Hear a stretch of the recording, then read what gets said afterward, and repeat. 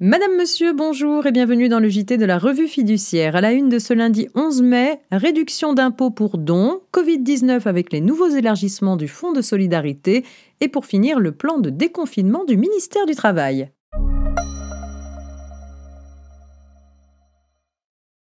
Et on ouvre donc ce JT avec un ajustement des réductions d'impôts pour dons. Pour mémoire, les dons effectués par les particuliers au profit d'organismes venant en aide à des personnes en difficulté ouvrent droit à une réduction d'impôt sur le revenu de 75% dans une limite initialement fixée à 552 € pour l'imposition des revenus de 2020.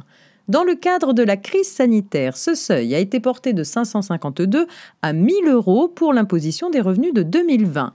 La fraction des dons excédant ce seuil donne droit à une réduction de 66% dans la limite de 20% du revenu imposable.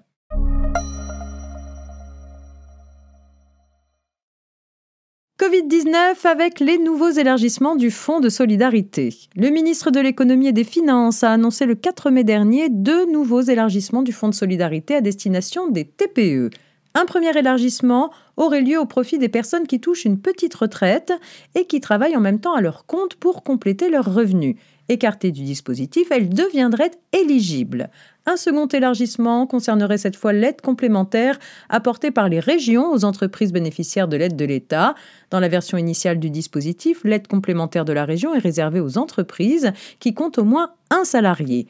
À l'avenir, cette condition serait supprimée. L'aide de la région pourrait ainsi bénéficier aux entreprises sans salariés.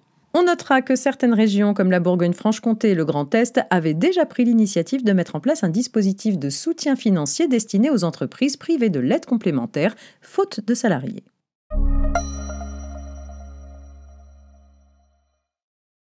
Et on termine avec le plan de déconfinement du ministère du Travail. Nous y sommes, le 11 mai 2020 marque la fin de la période de confinement et l'entrée dans une période de transition.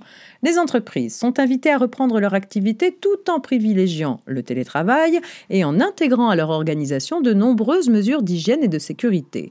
Le plan de déconfinement du ministère du Travail s'appuie sur les principes généraux de prévention des risques professionnels légaux, puisqu'il s'agit pour les entreprises d'éviter les risques, d'évaluer ceux qui ne peuvent pas être évités et de privilégier en priorité les mesures de protection collective sur les mesures de protection individuelle. Par exemple, pour lutter contre le Covid-19, le télétravail est la première des mesures de protection collective et c'est la règle chaque fois qu'il est possible. Lorsque la présence sur les lieux de travail est nécessaire, le séquencement des activités et la mise en place d'horaires décalés font partie des autres mesures de protection collective à adopter. C'est lorsque l'ensemble de ces précautions ne suffit pas à garantir la protection de la santé et de la sécurité des personnes que l'employeur doit les compléter par des mesures de protection individuelles comme le port du masque. Et il ne faut pas oublier de consulter au préalable le CSE et de mettre à jour le document unique d'évaluation des risques. C'est la fin de ce JT, je vous souhaite un excellent début de déconfinement et je vous donne rendez-vous demain, mardi.